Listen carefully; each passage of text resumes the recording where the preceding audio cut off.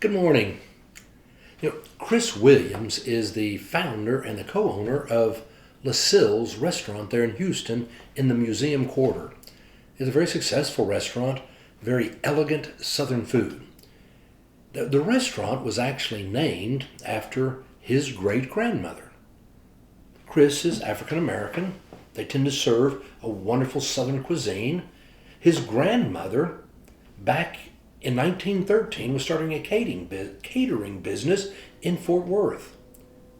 Now, 1913 was the 50-year anniversary of the Emancipation Proclamation. And so it was that Chris thought this is a great way to honor his grandmother, to celebrate her heritage 100 years ago, and that's what he wanted to name the restaurant. And so it really is Lucille, 1913. Well, it was doing very well, and then of course the pandemic came along. Like many restaurants, he and his partner resorted to selling takeout, trying to keep as many employees as they could on staff. But then they saw another opportunity. Again, just like we saw here in Oklahoma, there were so many people who had lost their jobs, and the need for food was so great. And so they began preparing meals and taking them into the most difficult places in the areas of Houston to feed the hungry. Close to 1,000 meals a day. They made a huge difference. The story was picked up by Lester Holt and NBC News. They ran it on the evening news, and when they did, it was picked up or saw by a Jeff Parks.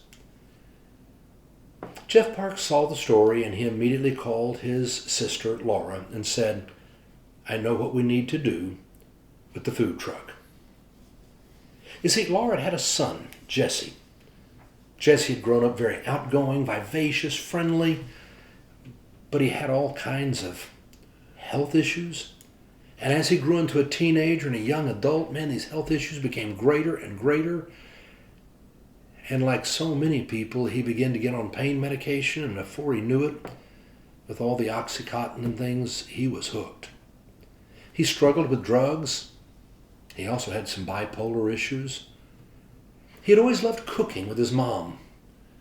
And so it was that his mom decided to try to help him, and she set him up with a food truck, and he went out to L.A. to make his way. And there he did. He actually did very well, but then there'd be times that he would struggle again with that drug addiction and health issues. But he was so outgoing and friendly, people really didn't know all the demons and the struggles that he had going on inside. Finally, he reached a time when he knew he needed to go home. And so he came back home to Ohio. He got into rehab. He really was doing so well and really on medication and looking forward to the future. When he started having some pain, he took some medication, and there was an accidental overdose.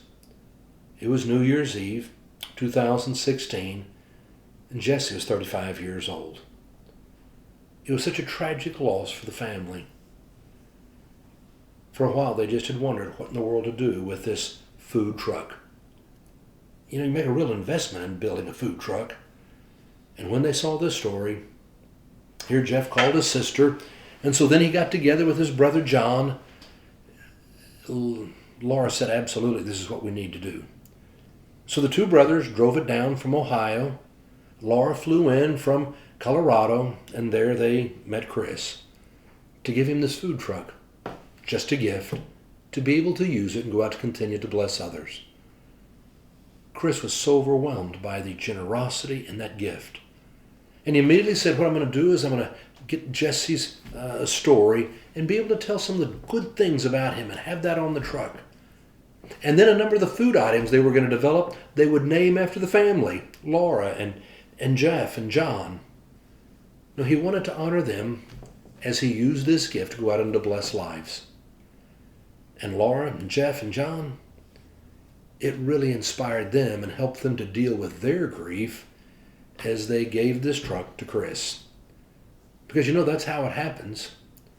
When in the midst of your own sense of grief and loss, you choose to go out and to bless somebody else, and it does something in your soul. Jesus told us, whenever you do it unto the least of these, you do it unto me. when you and I make that decision that we're going to go out and be a blessing unto the least of these, it will help you with your own sense of grief or loss or dark nights. That's one of the ways where you and I can find our hope. Let today be a day of hope as you are a blessing. Have a good one.